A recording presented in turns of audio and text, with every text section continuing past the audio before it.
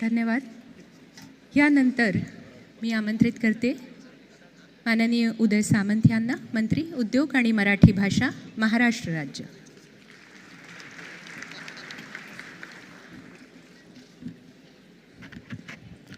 दिल्ली येथे होणाऱ्या अखिल भारतीय साहित्य संमेलनाच्या सांगता समारंभाच्या निमित्तानं या व्यासपीठावर उपस्थित असलेले महाराष्ट्र राज्याचे माजी मुख्यमंत्री, विद्यमान उपमुख्यमंत्री आदरणीय एकनाथ शिंदेसाहेब, महाराष्ट्र राज्याचे उपमुख्यमंत्री आदरणीय अजितदादा, या संमेलनाच्या संमेलनाध्यक्ष डॉक्टर ताराबाई भवाळकर, माझे मित्र आणि या संमेलनाचे आयोजक सन्माननीय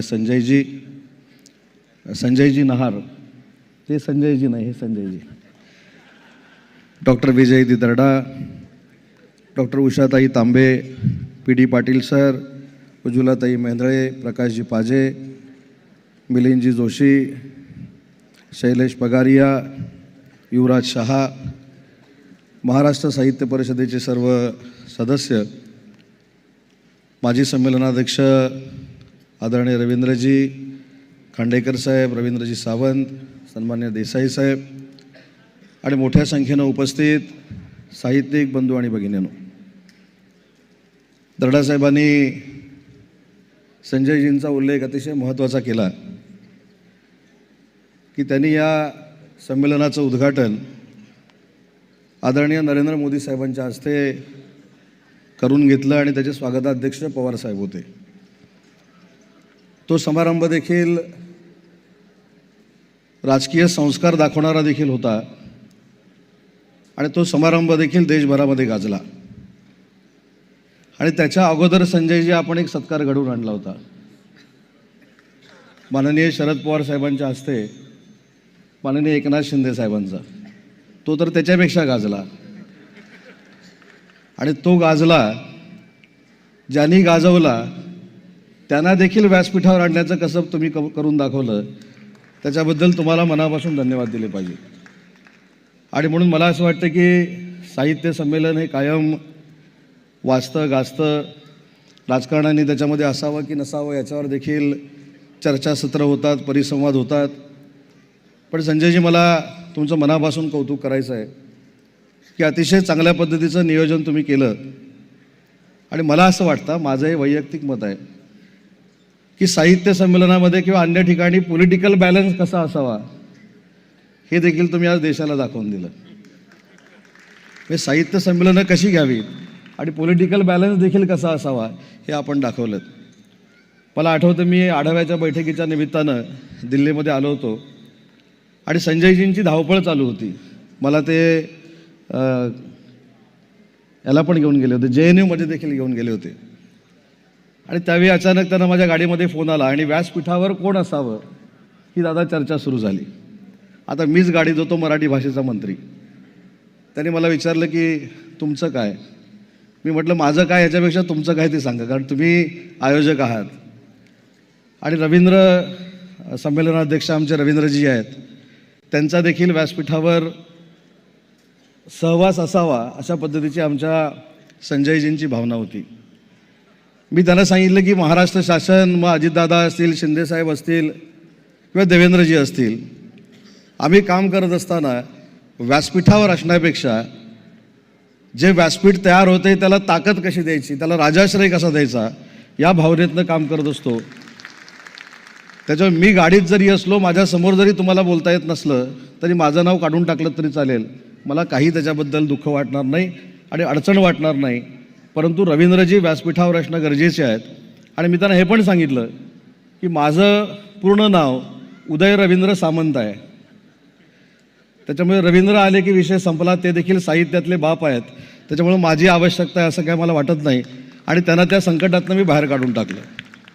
पण त्यांची भावना, त्यांची टीम, मी ज्यावेळी यात्री संमेलनामध्ये सहभागी झालो, साहेब मला मनापासून सांगितलं पाहिजे की त्या महाराष्ट्राची साहित्यिकांची परंपरा काय आहे हे मला त्या रेल्वेमध्ये बघायला मिळालं.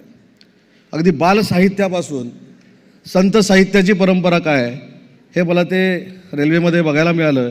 आणि संजयजी, मी आपल्याला धन्यवाद देतो की त्या पूर्ण यात्री संमेलनाचं स्वागताध्यक्ष तुम्ही मला केलं, म्हणून मला प्रवास देखील करता आला. आणि म्हणून महाराष्ट्राची ही परंपरा जपण्याची जबाबदारी आमच्या सगळ्यांवर आहे. मी आवर्जून या ठिकाणी उल्लेख करेन की माननीय राज्याचे मुख्यमंत्री एकनाथ शिंदेसाहेब ज्यावेळी होते तेव्हा अर्थमंत्री दादा तुम्ही देखील होता. JNUमध्ये पहिल्यांदा छत्रपती शिवाजी महाराजांच्या गनिमी काव्यावर अभ्यास व्हावा ही जर पहिल्यांदा भूमिका कोणी मांडली तर शिंदेसाहेबांनी अजितदादांनी मांडली आणि 10 कोटी रुपये JNUला दिलेले आहेत. पण त्याचं उद्घाटन व्हावं, त्याचा शुभारंभ व्हावा ही भावना देखील सरकारच्या कुठच्या मंत्र्यांनी किंवा तत्कालीन मुख्यमंत्र्यांनी मनामध्ये ठेवली नाही. मी ज्यावेळी 15-20 दिवसापूर्वी हा सगळा विचार केला आणि त्याच्या पार्श्वभूमीवर त्या विद्यापीठामध्ये जाऊन आलो त्यावेळी मला असं कळलं की 20 वर्षापूर्वी विलासराव देशमुख साहेब मुख्यमंत्री असताना कोणीतरी मागणी केली होती, म्हणजे तेच आमचे दिल्लीचे सहकारी आहेत, त्याच्यासाठी 1.5 कोटी रुपये विलासराव देशमुख साहेबांनी मराठी अभ्यासन केंद्रासाठी त्या ठिकाणी वर्ग केले. आणि त्याच्यानंतर कदाचित आमचं सगळ्यांचं दुर्दैव आहे की पाठपुरावा होऊ शकला नाही. 20 वर्षामध्ये 1.5 कोटीचे व्याजासकट 3.5 कोटी रुपये झाले, परंतु अध्यासन केंद्र सुरू झालं नाही. मी आज शिंदेसाहेबांच्या आणि अजितदादांच्या साक्षीनं सांगतो की 27 तारखेला कुसुमाग्रजांच्या नावानं जी महाराष्ट्रातल्या प्रत्येक मराठी माणसाची इच्छा होती की त्या JNUमध्ये कुसुमाग्रजांच्या नावानं अध्यासन केंद्र सुरू व्हावं, ते देखील सुरू करण्याचा निर्णय हा महाराष्ट्र शासनानं घेतलेला आहे आणि अल्पावधीतच ते आम्ही सुरू करणार आहोत. आणि म्हणून मला या व्यासपीठावरनं सांगायचं आहे की मराठी भाषेसाठी अभिजात भाषेचा दर्जा मिळाल्यानंतर हे पहिलं साहित्य संमेलन आहे. आणि ते साहित्य संमेलन होत असताना शिंदेसाहेब मला आपल्याला धन्यवाद दिले पाहिजेत की उद्योग मंत्रीपद देत असताना मला मराठी भाषेचं देखील मंत्री केलं आणि योगायोगानं या ठिकाणी मला उपस्थित राहण्याची संधी मिळाली. त्याच्यामुळे काही आयुष्यातले भाग्याचे जे क्षण असतात त्यातला हा क्षण आहे की मी मराठी भाषेचा मंत्री असताना दिल्लीमध्ये हे फार मोठं साहित्य संमेलन होतं आहे. आणि या साहित्य संमेलनामध्ये जे काही विचार आम्हाला मिळालेले आहेत, म्हणजेच मराठी माणसाला मिळालेले आहेत, त्याची जपणूक करणं ही आमच्या सगळ्यांची जबाबदारी आहे. संमेलनाध्यक्षांचं भाषण आपण सगळ्यांनीच ऐकलं. त्याच्यातनं मला असं वाटतं की खरा साहित्याचा संस्कार महाराष्ट्रामध्ये काय जो आपण देशाला आणि जगाला देऊ शकतो ते आपल्याला बघता देखील आलं आणि ऐकता देखील आलं. आणि म्हणून अशा साहित्यिकांच्या मांदियाळीमध्ये जेव्हा बसण्याची संधी मिळते ते आयुष्यातलं परम भाग्य असतं आणि ते माझ्या नशिबी आलं. आणि म्हणून विशेषतः मी शिंदेसाहेबांना धन्यवाद दिले. आणि म्हणून मला सगळ्या तरुण साहित्यिकांना देखील एक विनंती करायची आहे. साहेब, त्या रेल्वेमधनं येत असताना एक सर्वसामान्य कुटुंबातला मुलगा मला भेटला. त्याच्या हातामध्ये हलगी होती आणि त्यांनी मला विचारलं की तुम्ही आता 4-5 तास प्रवास करणारच आहात तर माझं गाणं ऐकलं तर बरं होईल. साहेब, आजही तो मुलगा इथे कुठेतरी असेल. म्हणजे मी माझ्या आयुष्यामध्ये सगळ्यात मोठी पट्टी गाण्याची ही प्रल्हाद शिंदेंची ऐकलेली होती, पण त्याच्यानंतरची पट्टी जर मी कोणाची ऐकली असेल तर त्या मुलाची ऐकली. एवढा चांगला आवाज, अतिशय पहाडी आवाज त्या रेल्वेमध्ये मला बघता आला. लहान लहान मुलं, त्या संस्थेचं मला नाव आता आठवत नाही, दादाची शाळा, म्हणजे रेल्वे स्टेशनला असेल किंवा सिग्नलला असेल, जी मुलं काही वेगळ्या पद्धतीनं त्यांना पैसे गोळा करण्याचा उद्योग काही लोक देतात, त्यांना आपलंसं करून शाळा चालवण्याचं काम हे पुण्यामध्ये केलं जातं. त्या मुलांनी देखील त्या ठिकाणी जो साहित्याचा आविष्कार सादर केला हे खरोखरच महाराष्ट्राची संस्कृती आहे. आणि म्हणून मला असं वाटतं संजयजी आणि मला उषाताई आपल्याला देखील मनापासून धन्यवाद दिले पाहिजे. आणि एक मागणी करायची आहे की आपण चाकावरचं साहित्य संमेलन जे घेतलं ते दरवर्षीच्या साहित्य संमेलनाला आपण घ्यावं अशी माझी आपल्याला विनंती आहे. आज मराठी भाषेचा मंत्री म्हणून मी आपल्याला शब्द देतो की त्याच्यात कसलीही कमतरता पडणार नाही, परंतु ग्रामीण साहित्य काय हे जर खरं बघायचं असेल तर ती संधी माझ्यासारख्या कार्यकर्त्याला मिळाली. आणि त्या रेल्वेमधल्या साहित्य संमेलनामध्ये एवढी दिग्गज होते. साहेब, मला एवढी पुस्तकं त्याच्यामध्ये मिळाली, एवढी पुस्तकं मिळाली की माझं स्वतःचं एक ग्रंथालय तयार होईल, एवढी पुस्तकं मला भेट दिली. आणि सरकारचा एक प्रतिनिधी त्या रेल्वेमध्ये आहे, हा जो काही त्यांच्या चेहऱ्यावरचा आनंद होता तो खरोखरच बघण्यासारखा होता. आणि म्हणून राज्यकर्ते म्हणून आमची देखील जबाबदारी आहे की अशा सगळ्या संमेलनांना राजाश्रय देणं. पुन्हा एकदा संजयजी तुमचं, उषाताई तुमचं सगळ्यांचं मनपूर्वक मराठी भाषेचा मंत्री म्हणून अभिनंदन करतो की हे साहित्य संमेलन आपण यशस्वी केलं. आणि मनोगत संपवत असताना एकच किस्सा सांगतो की मराठी भाषेचा मंत्री असल्यामुळं काही पुरस्कारांच्या कमिटीचा अध्यक्ष मी आहे. मला खरं त्यावेळी पहिल्या मिटिंगला खजीलदारासारखं वाटायला लागलं.